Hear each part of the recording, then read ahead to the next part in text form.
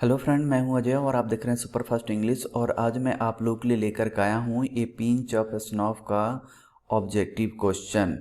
तो चलिए शुरू करते हैं फ्रेंड्स। लेकिन शुरू करने से पहले मैं आप लोगों से रिक्वेस्ट करना चाहूँगा कि अगर अभी तक हमारे चैनल को आपने सब्सक्राइब नहीं किया है तो प्लीज़ इस चैनल को सब्सक्राइब कर लीजिए ताकि आने वाले वीडियो का नोटिफिकेशन आपको मिलता रहे। तो चलिए शुरू करते हैं और देखते हैं इसका ऑब्जेक्टिव क्वेश्चन। तो पहला क्वेश्चन है, Nanu Kaka wrote a cheque for a dash dash rupees.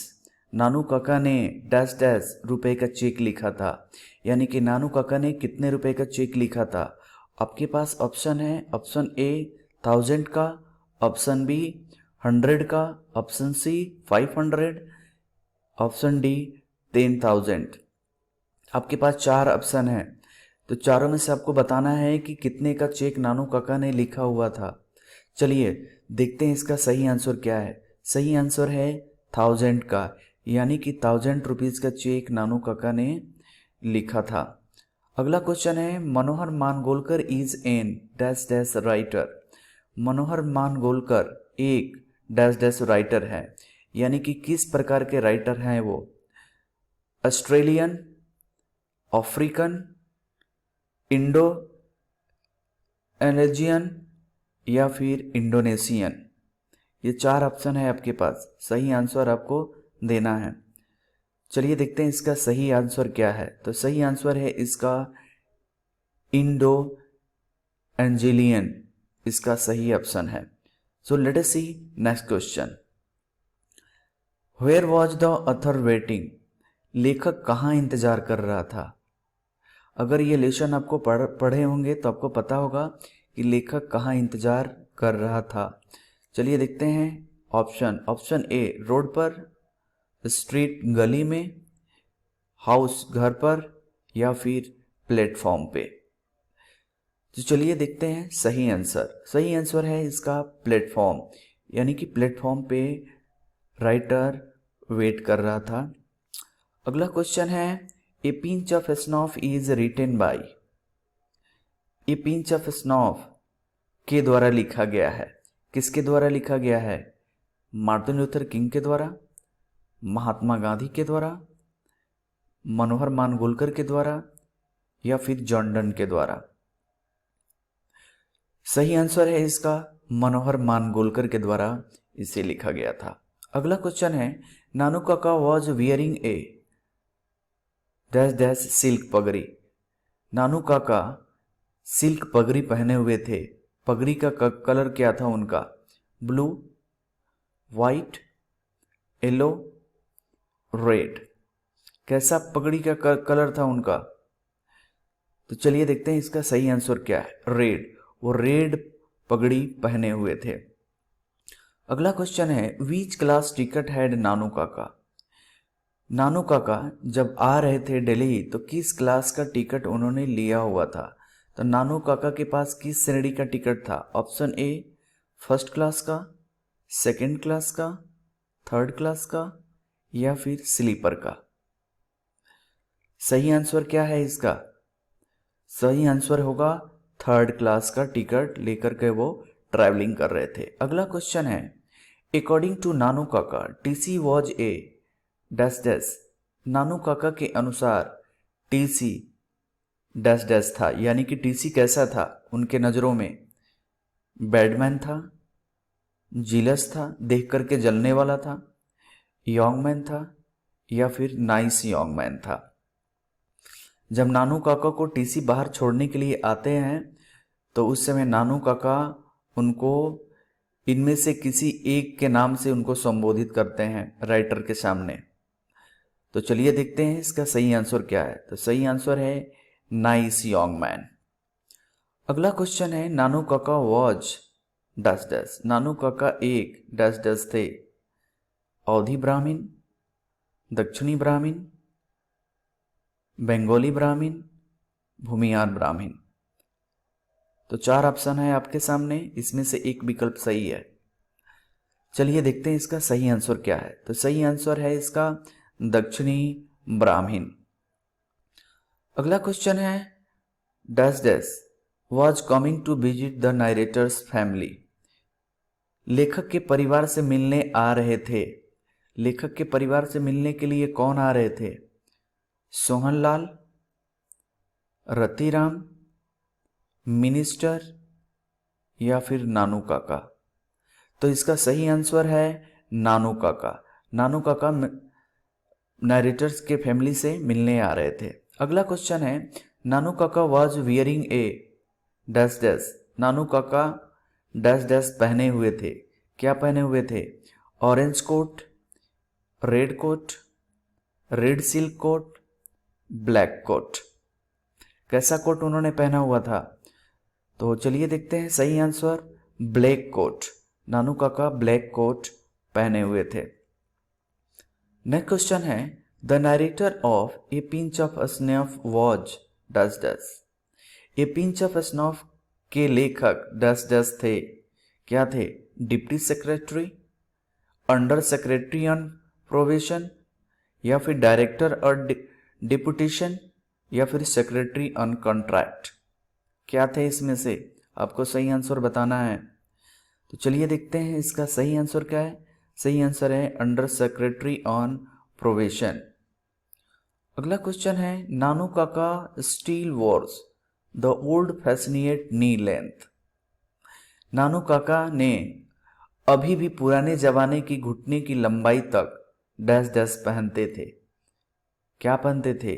Red coat, black coat, green coat, blue coat.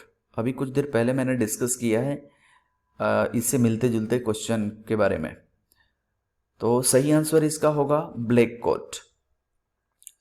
अगला क्वेश्चन है, विच एनिमल हैड नानू काका बॉट विद हिम। नानू काका अपने साथ कौन सा जानवर को लेकर के आए थे? आपको पता होगा कि कौन सा जानवर को लेकर के आए थे। ऑप्शन है आपके सामने, डॉग, कॉब, माउस या फिर किचन। नानू काका किसे लेकर के आए थे? तो सही इसका आंसर है किचन। बिल्ली के बच्चे को लेकर के वो आए थे। अगला क्वेश्चन देखते हैं फ्रेंड्स। अगला क्वेश्चन है, dash dash is a humorous story. एक हास्यकर कहानी है। A child is born, the earth, a pinch of snuff, या फिर आई हैव ए ड्रीम। तो इसका सही आंसर होगा ए पिंच ऑफ स्नॉफ। एक हास्यकर कहानी है, काफ़ी इंटरेस्टिंग इसमें स्टोरी दी हुई है। जो भी इसे पढ़ता है काफ़ी एंटरटेन करता है। तो यह हास्यकर कहानी है, इसे आपको याद रखना चाहिए। अगला क्वेश्चन है, how many days leave had been taken by मानगोलकर।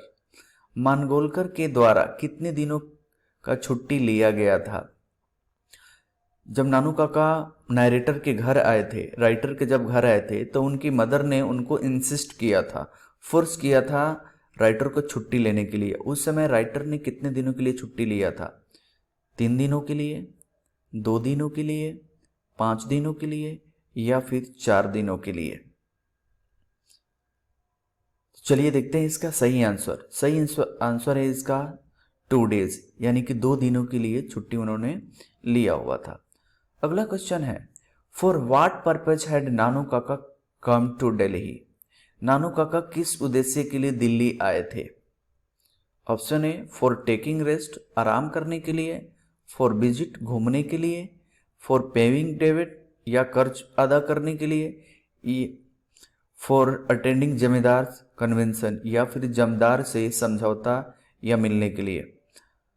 तो सही इसका आंसर है फॉर अटेंडिंग जमींदार कन्वेंशन। अगला क्वेश्चन है, Nanu Kaka was the dash dash of Manohar Malgonkar mother. Nanu Kaka Manohar मानगोलकर के माँ के डैश डैश थे, यानी कि नानू काका मनोहर मानगोलकर के माँ के क्या थे? ब्रदर, फादर, सन, हस्बैंड। तो इसका सही आंसर होगा ब्रदर। तो नरेटर के माँ के वो भाई थे। अगला क्वेश्चन है, Ratiram was the son of. Ratiram dash dash के पुत्र थे, यानी किसके पुत्र थे रतिराम? सोहनलाल रत्तीराम, रामलाल रत्तीराम, मोहनलाल रत्तीराम या फिर हीरालाल रत्तीराम? किसके पुत्र थे रत्तीराम? तो सही आंसर है सोहनलाल रत्तीराम के पुत्र थे रत्तीराम। अगला क्वेश्चन है, नानू काका वाज द नारेटर्स। नानू काका लेखक के क्या थे? तो आपके पास ऑप्शन है मेटरनल अंकल, कजन, फादर या फिर ब्रदर। तो आपको पता होगा कि जब नरेटर्स के नानू काका भाई मदर के भाई थे, तो यहाँ नरेटर के मामा होंगे। तो इसका सही ऑप्शन है मेटरनल अंकल। मेटरनल अंकल का मतलब होता है मामा। अगला क्वेश्चन है, व्हाट इज ये पिंच ऑफ स्नॉफ? ये पिंच ऑफ स्नॉफ क्या है? नॉवेल है, पोएम है, शॉर्ट स्टोरी है या फिर एसे है? ये क्वेश्चन आपको आ सकता है एग्जाम में कि किस प्रकार का ये क्या है, ये स्टोरी है या पोएम है, किस प्रकार का ये लेसन है। तो इसका सही आंसर होगा शॉर्ट स्टोरी। यह एक शॉर्ट स्टोरी है। अगला क्वेश्चन है, व्हेन वाज बर्न मनोहर मानगोलकर? मनोहर मानगोलकर का जन्म कब हुआ था? ऑप्शन है 1913, 1915, 1916, 1917। कब उनका जन्म हुआ था? तो चलिए देखते हैं इसका सही आंसर। सही आंसर है इसका 1913, 1913 में उनका जन्म हुआ था। अगला क्वेश्चन है, वेयर वाज बर्न मनोहर मानगोलकर? मनोहर मानगोलकर का जन्म कहाँ हुआ था? ऑप्शन है बिहार में, गुजरात में, मुंबई में या फिर उत्तर प्रदेश में। कहाँ हुआ था उनका जन्म? चलिए देखते हैं इसका सही आंसर क्या है। तो सही आंसर है मुंबई। तो नरेटर मुंबई के रहने वाले थे। अगला क्वेश्चन है, व्हेन वाज डाइड मनोहर मानगोलकर? मनोहर मानगोलकर का मृत्यु कब हुआ था? तो ऑप्शन है 2011, 2012, 2009 या फिर 2010। उनका मृत्यु कब हुआ था? चलिए देखते हैं इसका सही आंसर क्या है। तो सही आंसर है इसका 2010 में उनका मृत्यु हुआ था। अगला क्वेश्चन है, वेयर वॉज डाइड मनोहर मानगोलकर? मनोहर मानगोलकर का मृत्यु कहाँ हुआ था?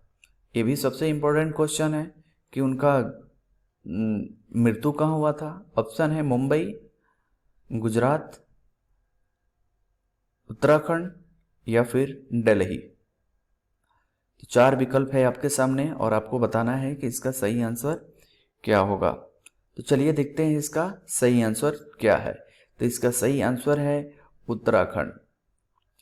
तो फ्रेंड, बहुत से ऐसे लोगों को पता होगा, बहुत ऐसे लड़के जानते होंगे कि उनका जन्म अगर मुंबई में हुआ तो उनका मृत्यु भी मुंबई में ही हुआ होगा, लेकिन ऐसा नहीं है।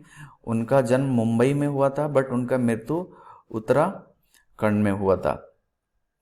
तो फ्रेंड्स, ये रहा आज के लिए आज का क्वेश्चन। अगर ये वीडियो अच्छा लगा हो तो प्लीज़ लाइक, कमेंट और सब्सक्राइब ज़रूर करें और अपने दोस्तों के बीच शेयर ज़रूर करें।